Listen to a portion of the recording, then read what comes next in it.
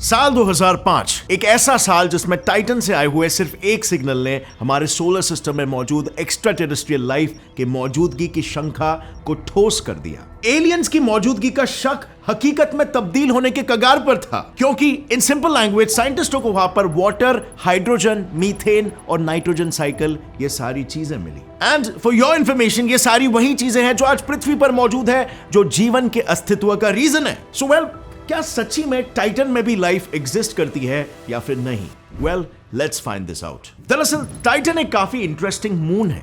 Titan पर जीवन की खोज की शुरुआत साल 1944 में टाइटन की डिस्कवरी के तकरीबन 300 साल बाद ही हो गई थी। उस वक्त Dutch American astronomer Gerard Kuiper Titan पर रिसर्च कर रहे थे। तब टाइटन की एक चौंका देने वाली कैरेक्टरिस्टिक उनके सामने आई, और वो कैरेक्टरिस्टिक थी टाइटन का एटमॉस्फेयर। एक ऐसा एटमॉस्फेयर जिसमें अर्थ में पल रहे सारे जीव जंतु बड़े आराम से पल सकते थे। पर उन्हें मिले इन सबूतों में कितनी सच्चाई थी और कितना झूठ, ये किसी को नहीं मालूम था। और इसीलिए सच्चाई पता करने के लिए 1997 में कैसिनी हुइगिंस एक स्पेस प्रोब को टाइटन के लिए लॉन्च किया गया। अब जैसे ये प्रोब टाइटन के एटमॉस्फेयर में एंटर हुआ, वैसे ही वैज्ञानिकों को वहां पर से अजीबोगरीब फ्रीक्वेंसी सुनाई देने लगी। और जैसे जैसे ये प्रोब टाइटन के सरफेस यानी कि सतह की ओर बढ़ रहा था, फ्रीक्वेंसी और भी ज्यादा बढ़ती जा रही थी। अब इसे देखते हुए सबसे पहले तो सभी वैज्ञानिकों को लगा कि ये फ्रीक्वेंसी इस प्रोब के किसी पार्ट में हो रहे ऑसिलेशंस की वजह से डिटेक्ट हो रही है, और इसीलिए इसका बेस्ट सोल्यूशन होगा कि प्रोब की थॉरली जांच किया जाए। लेकिन जांच पड़ताल करने के वक्त उनके सामने एक अलग ही सच सामने आया। दरअसल प्रॉब्लम प्रोब में नहीं बल्कि टाइटन के ही एटमॉस्फेयर में थी। टाइटन के एटमॉस्फेयर में हो रहे बदलाव प्रोब में फ्रीक्वेंसीज को जनरेट कर रहे थे, और यहां पर सिर्फ 2 चांसेस थे जिसकी वजह से यह हो रहा हो सकता था। एक, या तो एक्स्ट्रा टेरेस्ट्रियल लाइफ एटमॉस्फेयर में मौजूद है जो एटमॉस्फेयर में फ्रीक्वेंसीज जनरेट कर रही है, या फिर वहां का वातावरण ही वैसा है। So these were the 2 probabilities that they thought they had that time. But यहां पर आने वाला था प्रोब के फाइंडिंग में एक नया मोड। जैसे ही प्रोब वहां पर लॉन्च हुआ और उसने वहां के मिट्टी पर अपनी टेस्टिंग शुरू की, उसके रीडिंग्स ने ये दिया संकेत कि यहां पर लाइफ होने के चांसेस 100% है। इनफैक्ट उसके रीडिंग ने तो यह तक कह दिया कि यहां पर मौजूद लाइफ ने तो सांसें लेना भी शुरू कर दिया है। मतलब जब इन सॉइल सैंपल्स को केमिकली टेस्ट किया गया, तब 3 चीजें वहां पर रहने वाले लाइफ का सबूत बनकर सामने आई। सबसे पहली चीज, टाइटन के एटमॉस्फेयर से हाइड्रोजन का डिसअपीयर होना। एक स्टडी के अनुसार टाइटन के एटमॉस्फेयर में हाइड्रोजन फॉर्मेशन तो हो रहा है, और फॉर्म हुआ ये हाइड्रोजन पूरे टाइटन के ऊपरी एटमॉस्फेयर में इक्वली डिस्ट्रीब्यूट भी हो रहा है। पर जहां पर हाइड्रोजन अपने लाइट इन वेट और बॉयंट कैरेक्टरिस्टिक्स के साथ हवा में फ्लोट होना चाहिए था, वहीं पर वो सरफेस लेवल तक पहुंचते ही डिसअपीयर हो रहा है। अब अगर हम हमारे पृथ्वी की बात करें तो यहां पर जीने के लिए one of the most important element है हाइड्रोजन। इनफैक्ट हमारे सन का एग्जिस्टेंस ही हाइड्रोजन के वजह से है। अगर हाइड्रोजन नहीं होता तो हमारा सन ही नहीं होता, और सन नहीं होता तो हम भी नहीं होते। और ऐसी कई सारी स्पीशीज हमारे येलोस्टोन नेशनल पार्क में हाइड्रोजन पर अपनी सांसें भर रही है, और शायद यही स्पीशीज टाइटन के एटमॉस्फेयर से भी हाइड्रोजन को कंज्यूम कर रही है। इसे देखकर साइंटिस्टों का कुछ ऐसा ही इंटरप्रिटेशन था, बिकॉज हाइड्रोजन एक तरफ जनरेट तो हो रहा है अच्छे अमाउंट में, बट दूसरी तरफ कोई तो उसे कंज्यूम कर रहा है, तो आखिर वो जा रहा कहां पे? एनीवे, इन एक्स्ट्रा टेरेस्ट्रियल लाइफ का दूसरा सबूत था less amount of acetylene and nitrogen. एक रिपोर्ट से यह भी पता चला कि वहां पर मौजूद लाइफ ना सिर्फ हाइड्रोजन को कंज्यूम कर रही थी, बल्कि वो एसिटिलीन को भी कंज्यूम कर रही है, जो कि आज अपने पृथ्वी पर मौजूद ground water microorganisms consume कर रहे हैं। अब ground water microorganisms obviously means water bodies like rivers, lakes and seas, पर टाइटन पे डिस्कवर की हुई वाटर बॉडीज अर्थ के वाटर बॉडी से काफी अलग थी, क्योंकि इसमें वाटर नहीं बल्कि ईथेन और मीथेन दौड़ रहा है, और वो भी सिर्फ जमीन पर नहीं बल्कि जमीन के नीचे भी, जिनमें ये बिल्कुल हो सकता है कि नीचे माइक्रो ऑर्गेनिजम्स ट्रैप्ड हो। और वही माइक्रो ऑर्गेनिजम्स टाइटन के एटमॉस्फेयर में नाइट्रोजन की मात्रा को बढ़ा रहे हैं, क्योंकि साइंटिस्टों ने यह भी ऑब्जर्व किया कि टाइटन के एटमॉस्फेयर में हर घंटे नाइट्रोजन की मात्रा बढ़ रही है। अब देखा जाए तो ऐसा ही नाइट्रोजन साइकिल आज अर्थ पर भी एग्जिस्ट करता है, seeing which the similarity seems quite interesting, है ना?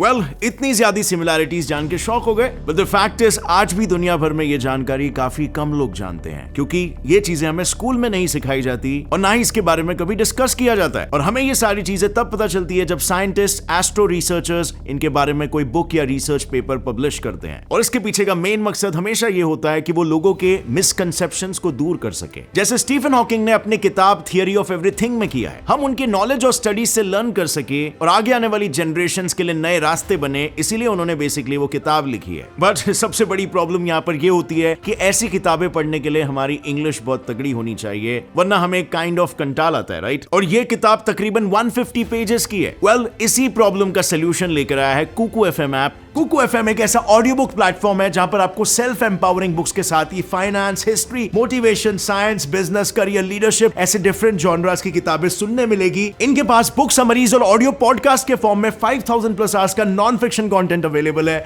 यानी कि आप जब चाहो जहां चाहो नॉलेज आसानी से ग्रहण कर सकते हो। और ये सारा ज्ञान आप रीजनल लैंग्वेजेस जैसे कि हिंदी में ग्रहण कर सकते हो। अब वैसे तो इस प्लेटफॉर्म की ईयरली मेंबरशिप 399 रुपीज की है, लेकिन अगर आप इस वीडियो के नीचे दिए हुए लिंक पर क्लिक करोगे और कोड GS200 यूज करोगे तो इस ऐप को डाउनलोड करते ही फर्स्ट 250 यूजर्स को 200 रुपीज ऑफ मिलेगा। मतलब 399 का ईयरली सब्सक्रिप्शन से 199 रुपीज।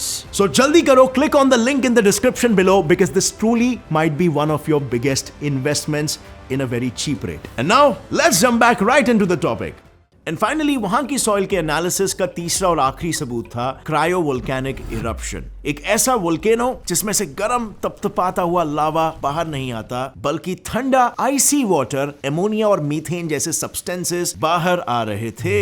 ये ऐसे सब्सटेंसेस है बाय द वे जो एक लाइफ को जीने के लिए सबसे ज्यादा इंपॉर्टेंट है। सो इन 3 सबूतों से उन्होंने ये अनुमान लगाया कि टाइटन पर कोई लाइफ सांसें ले रही बिल्कुल हो सकती है, लेकिन एक ऐसी लाइफ जो मीथेन पर सर्वाइव कर रही हो, जिसके लिए मीथेन ही उसकी जान है। बट प्रेजेंटली अगर हम देखें तो साइंटिस्टों के पास सिर्फ लाइफ एग्जिस्टेंस के ही हिंट्स है। उन्हें उस पार पनप रही लाइफ ढूंढने में कोई सफलता अभी तक मिली नहीं है, और इसीलिए इनके ये सभी स्पेक्यूलेशंस आज स्पेक्यूलेशंस ही बनकर किताबों में रह गए। बट व्हाट इफ अगर बाहर से किसी लाइफ को इस प्लैनेट के हैबिटेबिलिटी को देखते हुए इस पर सर्वाइव करने के लिए भेज दिया जाए, तो क्या वो जीव सर्वाइव कर पाएगा? Can this moon be habitable for any earthly organism? Well, there are 2 possibilities. Survive कर भी पाएगा under some circumstances और survive नहीं भी कर पाएगा। टाइटन सोलर सिस्टम का एक ऐसा मून है जिसके सारे कैरेक्टरिस्टिक्स अर्थ की कैरेक्टरिस्टिक्स के साथ मैच करते हैं। अब अगर हम अर्थ की बात करें तो अर्थ के एटमॉस्फेयर में मौजूद वाटर एक शेल्टर की तरह काम करता है, मतलब atmospheric water galactic cosmic rays को अर्थ में एंटर करने से रोकता है। अब अगर ये वाटर ड्रॉपलेट्स एटमॉस्फेयर में नहीं होते तो शायद आज अर्थ भी एक इनहैबिटेबल प्लैनेट होता। और जैसे अर्थ पर वाटर ड्रॉपलेट्स हैं,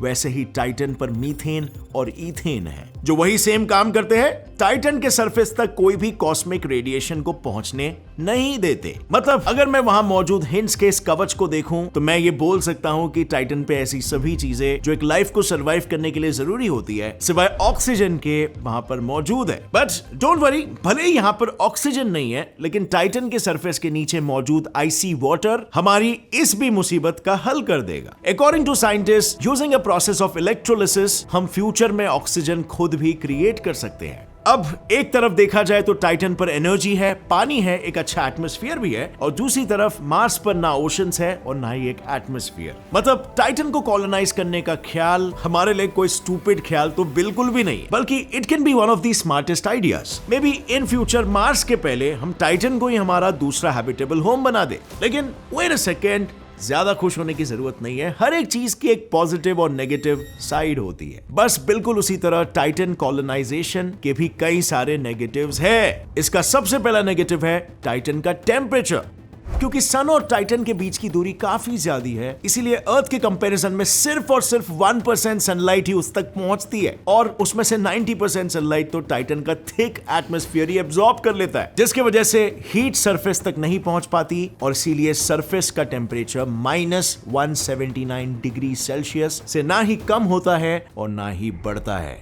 So living in Titan would be as equivalent to living in a blizzard in Antarctica. Well, इस टेम्परेचर में हमारा ऐसे ही सर्वाइव करना इज नेक्स्ट टू इम्पॉसिबल। पृथ्वी में नेगेटिव एक्सट्रीम्स में अब तक -89.2 डिग्री सेल्सियस जितना टेम्परेचर ही रिकॉर्ड किया गया है। और अगर ऐसा देखा भी जाए तो अब तक टेम्परेचर -30 डिग्री सेल्सियस के नीचे जाने की वजह से 4.6 मिलियन लोगों की जानें भी चली गई है। और अब अगर ऐसे टेम्परेचर में मिलियंस की मौत हो रही है तो -179 डिग्री सेल्सियस में इंसान का क्या हाल होगा वो तो आप समझ ही सकते हो। यानी भले ही टाइटन पर सरवाइव करना इज पॉसिबल, लेकिन वहां पर प्रैक्टिकली रह पाना और जी पाना बहुत ही मुश्किल हो जाएगा। पर this is the state of Titan as it is now. अगर हम 3.7 बिलियन साल पहले मौजूद हमारे पृथ्वी की बात करें ना, तो पृथ्वी का भी हाल कुछ टाइटन की तरह ही था। एटमॉस्फेयर में नाइट्रोजन और मीथेन कंपाउंड्स थे, जगह जगह पर वोल्केनिक इरप्शन हो रहे थे और सरफेस लेवल हाइड्रोकार्बन से भरा हुआ था। पर एक दिन हुए इलेक्ट्रिक स्पार्क ने पृथ्वी का नक्शा और हुलिया दोनों बदल दिया। 3.7 बिलियन साल पहले हुए इस इलेक्ट्रिक स्पार्क ने फास्फोरस और हाइड्रोकार्बन्स को ब्रेक करके उन्हें आरएनए में कन्वर्ट किया। आरएनए एक दूसरे से कंबाइन होकर डीएनए में कन्वर्ट हुआ और एक यूनिसेलुलर ऑर्गेनिज्म फॉर्म हुआ। फिर ये यूनिसेलुलर ऑर्गेनिजम्स मल्टीप्लाई होकर मल्टी सेलुलर ऑर्गेनिजम्स बने और फिर करोड़ों सालों के एवोल्यूशन के बाद इंसान का जन्म हुआ। हालांकि अब तक वहां पर किसी भी लाइटिंग के ट्रेसेस नहीं मिले हैं, लेकिन टाइटन पर ऐसे कई सारे active forces like wind, ice erosion, volcanic activity और शिफ्टिंग ऑफ कॉन्टिनेंटल प्लेट्स है जिन्होंने अर्थ को भी शेप दिया था। और इसीलिए फ्यूचर में टाइटन पर भी कुछ इंटरेस्टिंग होने के चांसेस अभी भी है। अब प्रोबेबिलिस्टिक वैल्यू में ये चांस बहुत ही कम हो सकता है, but then still you never know कि आगे क्या होगा। टाइटन पर भी कभी कोई लाइफ देने वाला इलेक्ट्रिक स्पार्क हो सकता है या फिर इंसान ही कोई इलेक्ट्रिक स्पार्क जनरेट कर सके जिससे टाइटन भी एक हैबिटेबल प्लैनेट में तब्दील हो सके। But there will be still a catch, क्योंकि शायद जब तक टाइटन हैबिटेबल बनेगा तब तक टाइटन का एग्जिस्टेंस ही नहीं होगा। आई मीन अर्थ पर सेडिमेंट्री प्रोसेस ये एक्सप्लेन करती है कि लैंडफॉर्म्स कहां से आए हैं। देखो, रॉक्स सैंड ग्रेन्स में इरोड होते हैं और ये सैंड पार्टिकल्स को विंड कैरी करती है और एक प्लेस पर जाकर रख देती है और फिर यही सैंड पार्टिकल्स पाइल अप होकर एक लैंडफॉर्म में तब्दील होते हैं। पर टाइटन पर जैसे ही दोनों सैंड पार्टिकल्स एक दूसरे से कोलाइड होते हैं वो डिसअपीयर हो जाते हैं।